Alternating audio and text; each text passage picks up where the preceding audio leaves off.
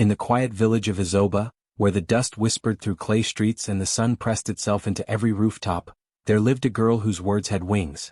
Her name was Adissa, and she was known to speak as if every sentence were stitched from stars. Her voice was not loud, but it carried. Not with thunder, but with meaning. Isoba was the kind of place the world forgot. The roads that led to it bent like tired spines, and the streams that once sang now trickled with the sighs of thirsty frogs. The market had fewer stalls each year. The school hut, with its cracked chalkboards and termite-bitten benches, was mostly empty now. But Adissa came every morning, alone if she had to, reading aloud to the wind with the broken rhythm of a girl teaching herself not to vanish. Her mother, Nena, had once been the brightest voice in Isoba, a healer, a teacher, a woman who painted proverbs on stones and placed them under trees. But illness took her too early, and with her gone, the colors in Adissa's world dimmed. Her stepfather, Joro, married Nena before her body had cooled. He said it was for the child's sake, but the village knew it was for the land. Nena had inherited fertile patches near the river, and Joro, a bitter man with dry hands and hollow laughter, took them without thanks. Adissa was only 6 when he came, a small girl with big eyes and silence braided into her hair. She watched him burn her mother's scrolls and tear down the herbs Nena had planted. He said they were witches' weeds. He called her the clever one, like it was a curse. He never raised a hand to her, not out of mercy but because he preferred smaller weapons. Silence. Shame. Dismissal. But Adissa, even as a child, knew the strength of words. She began to write. With broken charcoal on scraps of dried bark. With sharpened bone on cloth. With ink she made from crushed seeds and river mud. At first, she wrote to her mother, pretending the wind would carry her letters to wherever spirits rested. But as she grew, so did her questions. Why had Isoba no clean water? Why did the roads crumble while royal parades sparkled in cities far away? Why were girls like her expected only to bow, serve, disappear?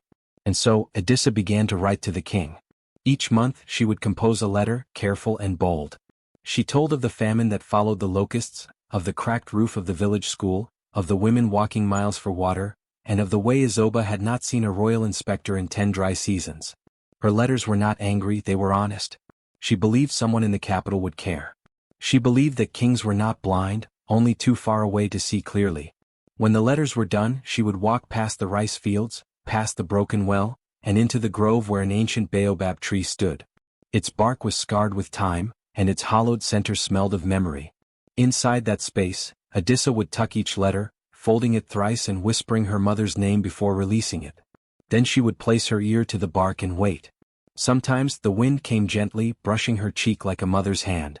Sometimes it howled like a warning. But always she felt something take the letter. She never told Joro. He believed she wasted her time with books and ink. No king reads a bush girl's scribble, he would scoff, especially when drunk. He'd call her names, mock her hunger for words, and tell Rafi, his son from a past wife, never to follow her foolishness. But Rafi, quiet and kind-hearted, sometimes helped her gather crushed seeds for ink, slipping them into her pockets when Joro wasn't looking. The villagers watched Adissa with polite confusion. Some pitied her, not because she was poor but because she still hoped. Others called her strange, the girl who talked to trees and wind. A few admired her fire, though none dared to fan it. Hope, in Isoba, had been buried beneath too many seasons of silence. But Adissa's fire burned inward, steady and bright. She imagined the king opening her letter, eyes widening at the truth inside. She imagined a royal guard arriving on horseback, holding a scroll with her name. She imagined Isoba rising, not with gold or glory but with fairness, roads mended, wells dug, futures imagined.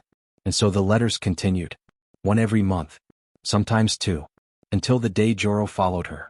He had grown suspicious, of her quiet joy, of her long walks. He told no one, but one morning he crept behind her through the grove. He saw her place the letter in the tree. Saw her whisper and smile. And rage rose in him like a boil. He waited until she left. Then he returned with firewood, oil and a smirk. Because Joro believed in ashes. Not words. The morning sun in Isoba cracked through the sky like a whisper-turned scream. Roosters crowed. Pestles pounded yam in rhythm. But there was something off in the wind, a stillness that didn't belong, like the world was holding its breath. Joro's boots scraped the ground as he walked into the village square, dragging a sack behind him, kicking up dust. The sack thumped and rustled. Inside were papers, cloth strips, bark scrolls, letters written by Adissa, months and years of them. Words soaked in hope, in clarity, in the quiet ache of belief. And behind him, wrists bound, eyes hollow but burning, came Adissa. He had caught her just after dawn, returning from the baobab grove. There was no warning, only a blow to the back and a hand around her mouth. "So this is where you pour your pride," he spat, yanking the letter from her grip. "This is what you think kings care about?" He tore open the tree's hollow, yanked out the dozen she had hidden there over the years. His eyes scanned them, but he could not read more than a few words. That made him angrier. What he could read was enough. Asterisk, Your Majesty. We suffer. Our village is forgotten. Asterisk. It wasn't just the king she wrote to, it was the world. "You think the wind will carry these lies?" he hissed. "Then let the wind carry fire." Now in the village square, Joro built a mound of dry sticks and letters. He kicked over a water pot just to clear space. The crowd began to gather. Some came because they heard shouting. Others came because when cruelty walks, curiosity follows. Adissa was pushed to her knees beside the pile. She didn't cry. She didn't scream. She simply stared at the stump of charcoal that rolled from her pocket. It had once been a pen. Joro turned to the watching crowd. This girl writes to the king like he's her father. Tells lies about Isoba. Calls us broken. She writes as if she knows more than her elders. As if her tongue can fix the world." He kicked the sack again. "She sends letters like the wind is her servant. Well, let the wind read smoke." He lit the match. At first only fire. Crackling, ordinary yellow-orange. The letters curled inward, shriveling like leaves. Some still had Adissa's handwriting visible, thick black strokes, neat and brave. She watched them turn to ash. Then the flames turned blue. The villagers murmured. A breeze rose, unnatural and sudden. The fire licked the letters greedily, but the smoke began to change. It no longer rose as a column. It bent, danced, coiled. Shapes formed. Symbols, not of any language spoken by Isoba's people. Not of any alphabet known to the scribes of the capital. They spun in the sky, first one, then two, then a dozen. Circles with eyes. Lines like rivers cracking. Spirals bleeding into each other. Children clung to their mothers. An elder woman dropped her basket of groundnuts and collapsed, her mouth moving in silent prayer. From a nearby hut, a baby wailed with such force it silenced the crowd. And above, the sky, once blue and dull with dry season, began to darken, not like evening but like morning. A sudden gust of wind whipped through the square. Dust flew into mouths. Fire scattered embers. Still, the letters burned, and the tree, for Joro had sent a boy to torch the baobab itself, began to smoke beyond the huts. Adissa looked up, eyes streaming not from pain but from smoke and memory. She could hear her mother's voice in her head. Asterisk, when words are true, they leave marks that cannot be burned. Asterisk. Her tears carved paths through soot on her cheeks. Her lips moved, not in plea but in the rhythm of her letters. She recited them to herself, one by one. She remembered them all. Joro tried to laugh. "See? Your magic is ash." But even he looked shaken now. His hands trembled. His lips were dry. The smoke rose higher, swirling above him like a crown of curses. Then silence. No birds. No breath. Even the fire stopped crackling. The symbols in the sky hung heavy. One shimmered. Another pulsed as if breathing. Then they began to drift across the sky like a tide, toward the capital's direction. Adissa's bound hands twitched. Her fingers, black with ash, clenched and opened. The villagers began to back away. No one dared approach her. Not even Rafi, who stood behind the crowd, eyes wet. The smoke rose higher, then shot upward into a sharp spire before collapsing in a ring, like a seal. A last shape lingered in the sky, a rough, burning outline of a crown, before vanishing into the darkened clouds. And then, just as suddenly as it had begun, the wind stopped. The fire died. And Joro fell to his knees. His voice was gone. When he opened his mouth to speak again, only smoke came out. That night the stars did not return. The villagers stood outside their doorways, looking up at the sky where the moon usually floated like a calabash full of light. But the sky had turned to stone, not cloudy, not stormy, just blank. A canvas wiped clean. No pinpricks of stars, no silver sliver of the moon. Only an unyielding stretch of deep, unsettling black. Mothers hushed their children and lit extra oil lamps, as if firelight could fill the heavens. Farmers who'd once trusted the stars for planting seasons shifted uneasily. The goats bleated without rest. The village dogs refused to chase shadows. And all through the night, Isoba did not sleep. Even the wind, usually restless in the dry season, held its breath. In the morning the darkness above remained, a sky that looked like it had forgotten how to shine. On the second day strangeness came like a slow drumbeat. Baba Dalu, the blacksmith, found his hammer curled like a dry leaf. His forge, though stoked with fresh coals, would not hold flame. He cursed under his breath, wiped his brow and tried again, only for his tongs to split clean down the middle without cause. He swore it was a fault in the metal, but his apprentice whispered that the forge had gone cold the moment Adissa's smoke touched the clouds. Elsewhere, a young girl tried to milk a goat, only for the goat to rear and cry like a grieving woman. Chickens clustered in circles, eyes staring at nothing. Birds that once gathered on the baobab tree refused to sing or perch anywhere near its scorched remains. The village elders, 5 men with beards like tree roots and knees that cracked like dry branches, met beneath the talking stone near the riverbed. They sat in silence, chewing bitter cola and watching the sky, their eyes dull with memory. After a long pause, Elder Alyamo finally spoke. "That tree," he said, voice coarse as ash, "was not just wood. The girl's mother prayed there," added Elder Dyke. "Planted words. Fed wind with truth. Now fire has eaten it," muttered another. "And the wind is angry." They turned to Elder Nwaffer, the oldest among them, whose tongue barely moved unless moved by prophecy. "She wrote to the king," someone said. "No," Nwaffer replied, barely above a whisper. "She wrote beyond him." They all went quiet after that. There were things older than kings. Spirits older than crowns. That evening, Adissa sat alone in the ashes of the grove. Her face was smudged with soot. Her voice was hoarse from silence. But her back was straight. The villagers avoided her, not out of disgust now but unease. A child of smoke who had written to the sky. She did not cry. She simply watched the sky that had once held stars, waiting for it to remember. Joro, however, walked the village with his usual scowl. Though his voice had returned in a thin rasp, he used it to mock. "They think the heavens blinked because of a girl's scribbles?" He spat in the square, though fewer people gathered to hear him now. "The stars hide because it's dust season. The tools bend because you buy cheap iron." No one answered him. Some no longer looked him in the eye. Others began to step away when he passed, muttering blessings under their breath. Children pointed when they noticed something odd. Joro's shadow, once thick and stubborn, now seemed hesitant. On certain paths, it lagged behind him like a scolded dog.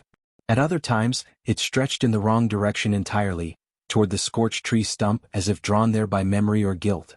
On the third night, Joro tried to speak with Elder Nwaffer, demanding he declare the girl a witch and be done with it. But the elder simply looked at him with sunken eyes. "Even a curse," he said, "needs a seed."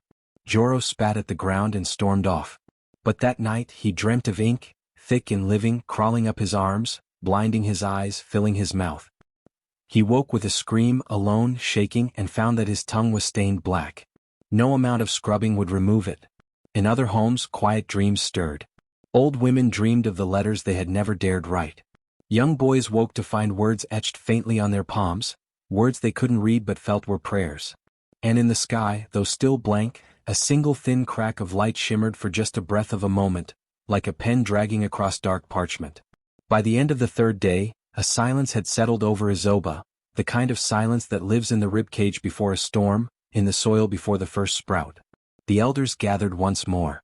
They did not speak of punishment or guilt. They simply waited. The people waited too. For stars. For justice.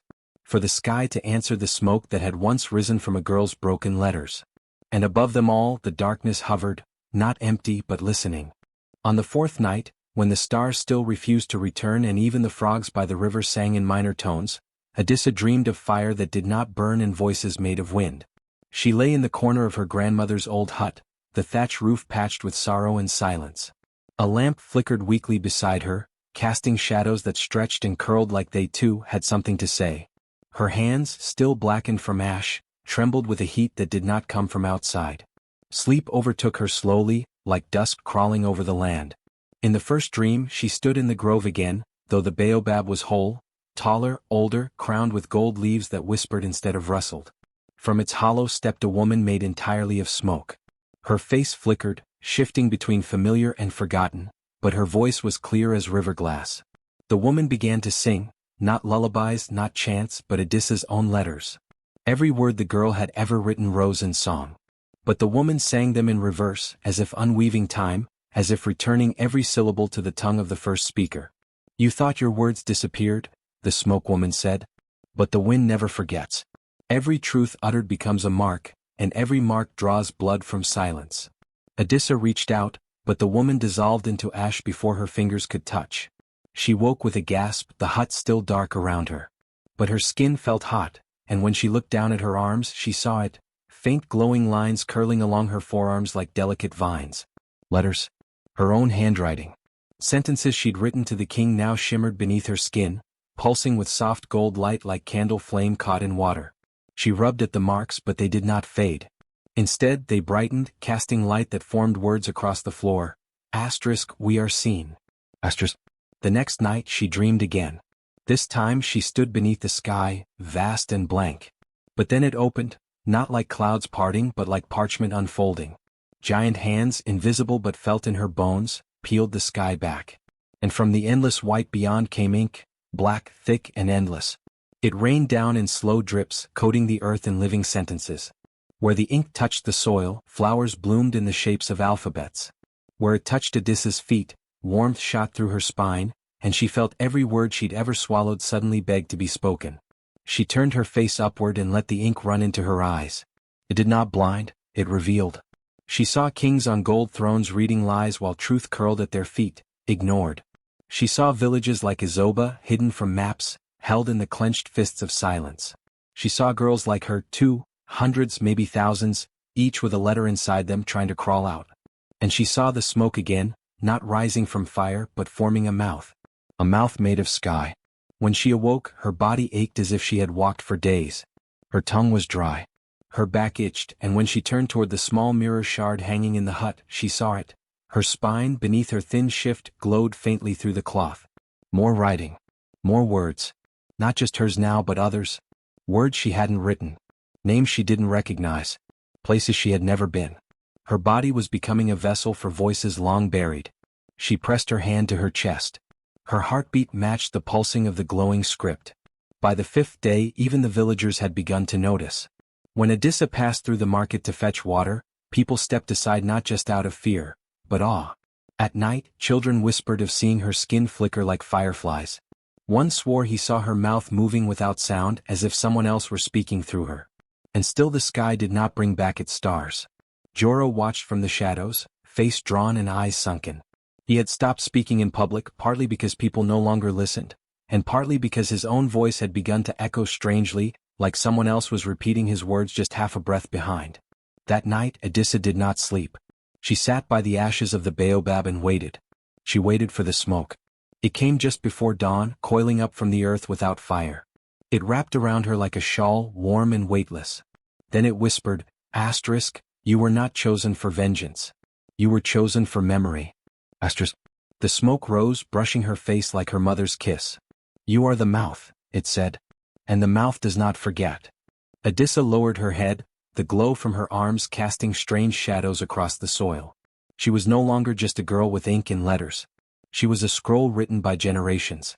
And the curse had found its voice. Joro's house stood on the edge of the village, near the crooked mango tree that never bore fruit. It was once painted bright ochre with a tin roof that shone like pride in the sun. But after the smoke rose from Adissa's letters, after the sky swallowed its stars, something began to dim in the walls of that house, and in Joro's bones too. At first it was small things. A gourd of water cracking without being touched. The goats refusing to graze near his compound. An eerie creak in the rafters that came even when the wind was still. Joro dismissed it. He was a man of land, not whispers. He spat in the dust, cursed the villagers for their superstition, and told himself that bad luck was just bad timing. But on the 7th day the yam field turned. Joro had planted his yams in good earth. He had broken his back over those ridges, aligned them by sun and season. But that morning when he went to weed, he found the vines blackened, curled like burned paper. The leaves cracked under his fingers. When he reached into the soil to check the roots, his hand came back slick with rot and crawling worms. He stumbled backward, heart thudding. No, he muttered. No, no, no. It wasn't just the yams. The cassava followed. Then the cocoyam. Even the herbs in the small pot behind his kitchen withered, their stems brittle, their scent gone. He fetched water to revive them, but as he poured it, the water turned cloudy, thick, with a faint ink-like sheen that smelled of old letters. Joro staggered back inside only to find his throat dry. He reached for his calabash of palm wine, but as he drank he choked. The liquid was sour, the taste foul, like ash and mold. He spat it across the floor and wiped his tongue with the hem of his shirt, but the bitterness lingered. He could feel it sticking to the roof of his mouth. That night, his voice cracked as he cursed Adissa again. She did this, he hissed. That witch of a girl. She poisoned the soil, the air. His voice caught. His throat tightened. It was as if something was pressing on his tongue, a weight, slow but insistent. He tried to swallow, but each gulp was like pushing down stones. The next morning, when he tried to greet his neighbor at the well, only a hoarse whisper came out. He cleared his throat. Coughed. Tried again. Still, the words felt thick as though his tongue no longer belonged to him. Good morning, he forced out, but the syllables hung crooked in the air, slurred like a drunk's rambling. The neighbor only nodded politely, then turned quickly away. Word began to spread. Not loudly but in glances. In whispers. They said Joro's voice had lost its strength, that his own throat was turning against him. Some laughed. Others said nothing, remembering Adissa's tears, remembering the smoke that curled with language no one understood. Joro still walked the village like a man of importance, but fewer eyes met his. Fewer doors stayed open as he passed. He knocked on Elder Alyamo's door once, demanding counsel, but the elder's servant told him the elder had gone to tend his goats. Even though the goats stood in plain view beside the house. That night, sleep abandoned him. The mat he lay on grew damp, no matter how many times he dried it. The walls of his hut groaned with voices, whispers that seemed to rise from beneath the floor. He heard scratching at the edges of sleep, not from mice or lizards, but from pens writing endlessly on unseen parchment. When he did sleep, his dreams turned dark. He stood in the square again, flames rising high. But this time it was his hands that held the letters, and they would not burn. They stuck to his skin, curled around his arms, climbed to his face. The fire turned to ink, and the ink crawled into his ears, his eyes, his mouth. He screamed, but no sound came out. He woke with sweat soaking his pillow. His tongue lay heavy like a stone in his mouth, and his lips cracked as if the very air was made of salt and silence. The next morning Joro decided to leave. He packed only a few things: dried meat, a gourd of water, a faded cloak. He didn't tell anyone, not because he didn't want to, but because he no longer could. His voice had dropped to a husky rasp, the shape of words crumbling before they reached his teeth. He set off before sunrise, avoiding the main road. He took the old trader's path, the one overgrown with weeds and forgotten by maps. But something strange happened. He walked for hours, yet he never passed the mango grove. The road twisted and shifted beneath his feet, and when he looked up again he was back at the same bend with the broken termite mound.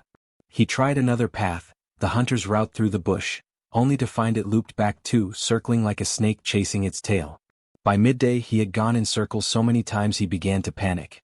He screamed, or tried to, but only a dry, croaking sound came from his mouth. His throat burned. His legs shook. He dropped to his knees in the middle of the path and clutched his head. The curse, he thought. She cursed me. He crawled back to the village like a wounded dog, dirt on his hands and fear behind his eyes. That evening he stood in the market square again, the same place he had once burned Adissa's letters, and tried to shout. Tried to tell them she was dangerous. That she was the cause of the failing crops, the cracked roads, the strange sky. But all that came out were broken words. Muddled syllables. His tongue moved like it was wrapped in cloth. The villagers turned away. Some watched with quiet satisfaction. Others with pity. One woman spat near his feet and said, "Let the silence teach you what you refuse to hear." And they left him standing there, alone beneath the blank sky. Even his shadow was crooked now, it bent away from him, twitching like it sought escape. Days passed. His roof leaked. His goats refused to eat. Children left stones at his doorstep, the same way they marked the graves of those too wicked to bury in the earth. Joro took to muttering to himself, fingers trembling, voice broken like a jar dropped too many times. He would trace words in the dust with shaking fingers, but the wind would always erase them. He tried to spit curses again, but his mouth only filled with a bitter taste and his gums bled. The sky remained blank. Adissa, they said, still walked with her glowing script. But Joro, once the proud man of Isoba, was now a withering husk, punished not by blade, not by fire, but by truth made into silence. And the road still refused to let him leave. It began with thunder hooves at dusk. The sun had just dipped behind the hills of Isoba, throwing long red shadows across the paths and rooftops, when 3 horses, tall, black and draped in gold-threaded cloth, galloped into the village. Dust rose behind them in waves, and their hooves barely touched the ground, as if the earth itself had been waiting for them. The villagers froze where they stood. Conversations fell silent. Pestles paused mid-pound. Even the chickens scurried under baskets. Royal horses had not been seen in Isoba in generations. Not even when the famine struck. Not when the drought cracked the riverbeds. And yet, here they were, sleek, wild-eyed, bearing riders in robes dyed with deep indigo and embossed with the sigil of the sun throne. Each rider wore a sash of cloud-colored silk across their chest and a silver emblem pinned at the shoulder, the seal of the king. The leader dismounted slowly, his skin glowing like dark amber in the evening light. His eyes were serious, the kind that missed nothing and pitied no one. He held out a scroll. The crowd gathered slowly, carefully, as though afraid their breath might chase the riders away. No one spoke, not even the children. Something heavy hung in the air, something between awe and omen. "We come by order of His Majesty, the voice of the sun, the ruler of the 6 rivers and 30 hills," the lead messenger declared. His voice rang like carved iron. 3 weeks passed, strange smoke appeared above the western skies of the capital. Within it, fragments of script, foreign to us, yet heavy with meaning, danced and dissolved in the clouds. He raised the scroll and unrolled it. Faint ashes clung to the parchment. At the center were blackened pieces of letter paper, fused and preserved by some unnatural force. Though charred, some of the writing was still visible, curling strokes of ink, half-formed sentences. And above them, stamped as if by the heavens themselves, were symbols no one in the capital could read. Not letters, not drawings, but something in between, marks that shimmered faintly even in daylight. The messenger stepped forward. The king's priests read the signs. The sky itself, they say, has spoken. The winds carried these remnants from the west. From a village small and long forgotten. This village. Gasps broke out among the people. Someone whispered, "Isoba?" "Isoba," the messenger confirmed. "The king demands to know, who wrote the words that now dance in his skies? Who stirred the wind to carry such truth?" A long silence followed. Eyes turned, not toward the chief, not toward the elders, but toward the path near the sacred grove, where Adissa stood barefoot, watching. She had known they would come. For nights now, her dreams had warned her. Dreams of golden scrolls and towers of ink, of birds that flew without wings and a voice that said, "They will ride on thunder, but bow to ash." Her arms glowed faintly beneath her shawl. The marks, once soft lines, now crawled like living stories. Letters curled along her neck, across her collarbones. New ones appeared each time she dreamed. She no longer hid them. When the villagers stepped aside, a path cleared without a word. She walked forward slowly, the dust curling behind her feet like mist. The riders turned to watch, the scroll still in the messenger's hand. Adissa did not speak at first. She simply stopped before them, looked each man in the eye, and let the marks on her body shine. The air grew heavy. Birds fell silent. The leader's hands trembled slightly as he lowered the scroll. Then, with a suddenness that left the villagers breathless, he dropped to one knee. The second rider followed. Then the third. In the center of Isoba, as twilight deepened, 3 royal messengers bowed before a girl with glowing skin and words wrapped around her like armor. No one dared speak. After a moment, the leader rose and asked, softly this time, "What is your name?" "Adissa," she said. Her voice was steady. "Daughter of Ife, scribe of wind, witness of silence." He nodded. "You are the one the winds chose. The king seeks audience. He wishes to know what truth rose from flame to reach his eyes." "The truth was never mine alone," she replied. "It belonged to the soil, to the women buried beneath it, to the mouths that were closed before they ever learned to speak."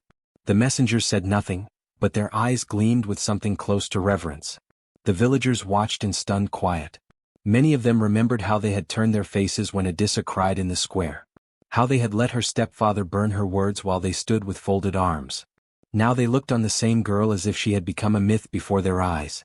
Jorah was not among them. He had not dared leave his compound since the earth sealed his road. Later that evening, the messengers were given the chief's hut to rest, but all 3 declined to enter. "We sleep under open sky," the lead rider said, "in case the stars return." Adissa remained by the grove, where the ashes of the old tree still shimmered faintly under the moonlight. She sat cross-legged in the dust and opened her palms. The wind came as it always did. Not loud. Not violent. Just present, as though waiting. She closed her eyes and began to hum. Not a song she had learned, but one that rose from the marks on her skin. The melody pulled itself together from memory, pain, and dreams, a sound shaped like letters and lit like prophecy. In the distance, children climbed their rooftops, watching the faint shimmer across the night. Some swore they saw ghost words dancing above the grove. Others claimed the clouds formed a scroll. But all agreed on one thing: Adissa was no longer just a village girl. She had become the mouth of something ancient. That night the wind did not sleep. It circled Isoba gently, brushing every door, whispering in every crack, gathering all the silences the village had hidden. When morning came, the messengers stood beside Adissa. "We return to the capital in 3 days," said the leader. "Will you come?" She nodded. "Not to beg, not to explain, but to remind." He smiled faintly. "The king has waited his whole reign for someone to speak like you." Adissa looked toward the horizon, where the earth met the sun like a seal pressed against parchment. "I did not write to be seen," she said. "I wrote because someone had to." Behind her, the ashes of the tree shifted. From the center, a sapling had begun to rise, small, green but pulsing faintly with light. And beneath its leaves, the wind whispered one word over and over again: truth. Adissa turned toward the village one last time.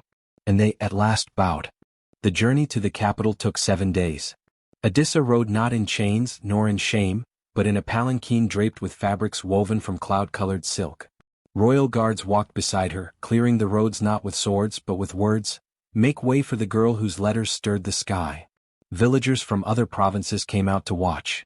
Some threw flowers, others bowed, and a few simply stared, uncertain whether she was a spirit or a girl. She said little during the journey. Her thoughts drifted between the ashes of the tree back in Isoba and the strange stillness that had settled in her chest since the wind last whispered her name. When they reached the capital gates, the guards bowed lower than they did for visiting chiefs. The palace loomed beyond, carved into the hills like a golden mountain, with spires that reached for clouds and doors so wide they could swallow giants. Inside, everything glittered, even the silence. The king sat on a throne of sunstone, wearing a robe the color of twilight. His crown did not gleam. It glowed, as though dipped in fire and cooled in starlight. He was not young and not entirely old.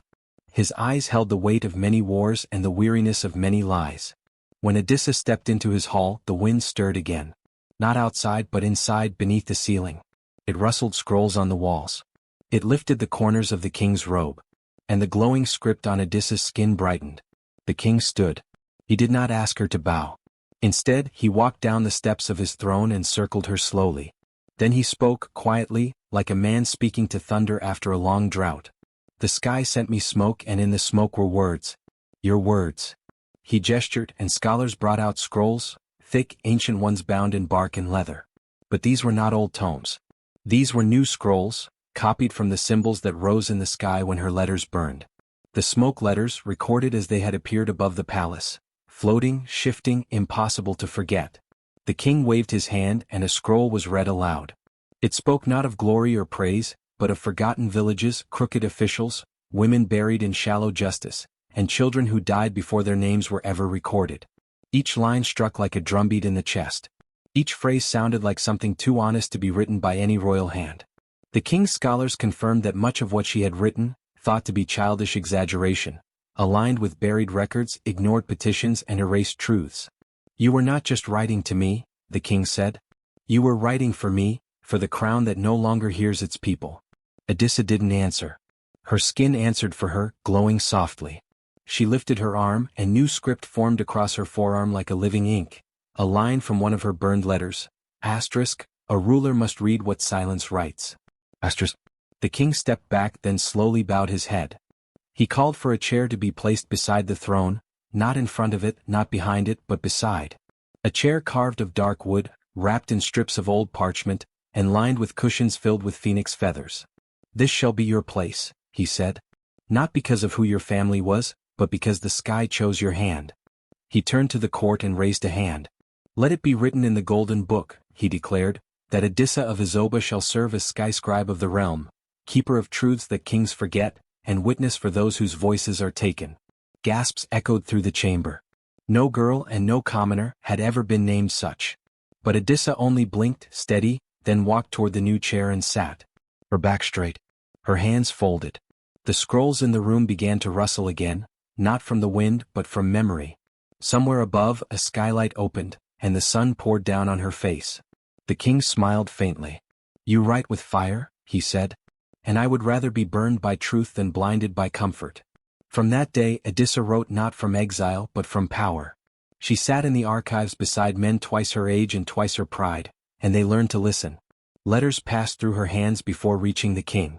She rewrote laws in clearer words. She taught the royal scribes how to read not only ink but silence. And when new letters came from distant villages, written in trembling hands, folded in secret, sent on winds or prayer, she read them aloud and the wind nodded beside her. The throne belonged to the king. But the stories? Those belonged to Adissa now. The burnt tree stump did not stay silent. Long after Adissa was carried away to the capital, after the messengers rode into the horizon and the wind settled, something strange began to stir at the edge of the village, at the place where her letters once lived. The tree, once a towering guardian of secrets and prayer, now stood as a blackened stump hollowed by fire. But from its charred cracks life crept. Not green, not soft, but dark, shimmering petals that curled like ink in water. Black blooms, the color of smoke at midnight, began to flower where the bark had turned to ash. At first the villagers avoided it. They remembered the fire, the sky that darkened, and the strange symbols that danced above the tree as Joro laughed and Adissa wept. The elders crossed themselves whenever they passed it. But children, curious and unafraid, were drawn to it. Each evening they gathered around the stump like bees around a forgotten drum. They would sit in the grass with wide eyes and whisper, "Tell us a story." And somehow it did. The flowers never moved. The wind never rustled them. But when the children listened, truly listened, voices echoed inside their minds. Not loud voices, not even complete sentences, but stories shaped in thought and feeling. The tale of a girl who wrote to the wind. A tree that carried truth to the sky. A fire that remembered every word it consumed. They returned every night. Soon they brought their younger siblings. Then their cousins. Then the children of visitors. The stump became a silent griot, a storyteller without a mouth, shaping memory out of bloom and ash. But not everyone was welcome. One morning Joro crept toward the stump. He had grown quiet since Adissa left. Not from guilt, no, he didn't believe he had done wrong, but from fear. Nothing in his house stayed where he left it. His mirror showed no reflection. His goats refused to meet his gaze. People avoided him, no longer just out of suspicion but something colder. Something deeper. As if they knew the wind was watching. And every night Joro coughed. Dry, violent, bone-rattling coughs that shook the house like thunder. He claimed it was dust. The healer said it was something else. Still one day he stood before the stump. The children scattered. Joro bent slightly, scowling at the flowers. "You think you've won?" he muttered. "She's just a girl. A foolish one." But as he leaned closer, the smoke began to rise, not from flame, not from embers, but from the stump itself. Thin at first, then thick. A dark coil that moved with purpose. It rose like a spine, twisted like a curse, and curled around his face. He gasped, then choked, then fell to his knees. The smoke poured into his mouth, into his nose, into his ears. It hissed, not like fire but like language, like pages being flipped too fast to follow. He clutched his throat, eyes bulging, reaching for help. But no one moved. The villagers stood at a distance, watching with something between terror and grim understanding. And just like that Joro vanished. No scream. No fall. No bones left behind. Only a hollow in the earth shaped like a mouth. And smoke swirling above it like a question no one dared ask. The children returned slowly the next day. They found something new. A new flower had bloomed on the stump, not black this time but silver-gray, with edges that shimmered like old parchment. When the children leaned in they heard a different voice. This one was quiet, careful, almost sad. It whispered, "Asterisk, the smoke remembers every word, even the cruel ones." Asterisk. From that day on, no one ever tried to harm the tree again. The elders began to allow the children's gatherings. Some even came to sit near the stump themselves, laying small scrolls or folded leaves with prayers on them. Not requests, not demands. Just memories, stories, truths they were too afraid to tell aloud. One woman whispered her dead son's name and left a necklace behind. Another came each week, placed a single kernel of maize and said, "Forgive the hunger I gave you." Over time the stump became more than a place. It became a shrine of words. A graveyard of silence. A throne for every untold story. People began calling it the mouth of smoke. And when someone in the village lied or tried to hide injustice, others would look toward the edge of the village and murmur, Asterisk, careful. The smoke speaks. Asterisk. No one saw Joro again. But some nights, if the wind was restless, the smoke from the stump would take shape, the outline of a man with no eyes, no mouth, and no shadow. It would drift to the edge of the village, pause, and then dissolve with a whisper like tearing paper. The children never feared it. They only listened. Because the stump, the smoke, the flowers, they were not punishment. They were proof. Proof that words once burned do not disappear. They rise. They speak. And sometimes they drag their enemies to places where no voice can follow. Long after the throne called her sky scribe, long after the capital whispered her name with awe, Adissa returned home. She did not arrive with trumpets or soldiers. She came at dusk, cloaked in a simple blue robe, her hair braided with river shells, her hands carrying no scrolls, only silence. The people who saw her said the wind changed direction as soon as she stepped into the village. It bowed gently, circling her like an old friend. The blackened stump still stood at the edge of the village, surrounded by flowers darker than night and petals that shimmered like smoke. Children played near it by day. Elders sat in silence near it by dusk. And when Adissa approached, the blooms bent ever so slightly toward her, as if remembering the fire that had once tried to erase her. She knelt before the stump. In her hands she held parchment, rough and soft, not royal scroll paper but the kind she had once used when writing her very first letters to the king. But this letter was not for kings. Not for crowns. It was for someone else entirely. She began to write. The ink shimmered faintly in the fading light. With each word, the parchment seemed to warm beneath her fingers, as though it recognized its purpose. She did not write with anger. She did not write with revenge. She wrote with memory. To the girl sitting alone, wondering if her voice is worth anything. To the girl hiding her poems under floorboards so they won't be mocked. To the girl told she was too loud, too smart, too much. To the girl who once wrote to the sky and thought no one was listening. Adissa wrote, Asterisk, let no one burn what you carry inside. Asterisk. She wrote, Asterisk, if they silence your words, let the wind remember them. Asterisk. She wrote, Asterisk, you are not small. You are only waiting to be read. Asterisk. When she was done, she folded the letter in half. Then she tore a second copy with her own hands, pressing it into the earth at the base of the stump, into the place where her old letters had turned to ash. The parchment did not wither. It did not curl. It glowed. A soft light, like dawn cracking through fog, pulsed from beneath the soil. The roots of the stump vibrated. The flowers around her swayed though there was no breeze. Even the children watching from afar fell silent, sensing something sacred had just been planted. And from that day forward, the letter refused to disappear. Sometimes, when the moon was full, the writing would rise from the soil like smoke, glowing lines of ink that danced above the stump for just a moment before fading. Other times, when a girl cried alone in the fields, the wind would whisper lines from Adissa's letter in her ear. No one dared silence a girl's voice again. Not in Isoba. Not in the neighboring villages. Not even in the courts of the capital, where the king himself ordered every royal scribe to carve Adissa's final words into the arch above the library doors. Asterisk, some letters are not meant to be read, only remembered. Asterisk. When young girls were mocked, they stood taller. When a father raised his hand to tear a notebook, he stopped, not from fear of smoke but from the memory of it. And when anyone walked past the stump, they did so quietly with respect. Years passed and Adissa's letter never faded. The roots of the old burnt tree wrapped around it like a promise. It grew without growing. It spoke without sound. It burned without flame. The villagers said it was not a letter anymore. It was a seed.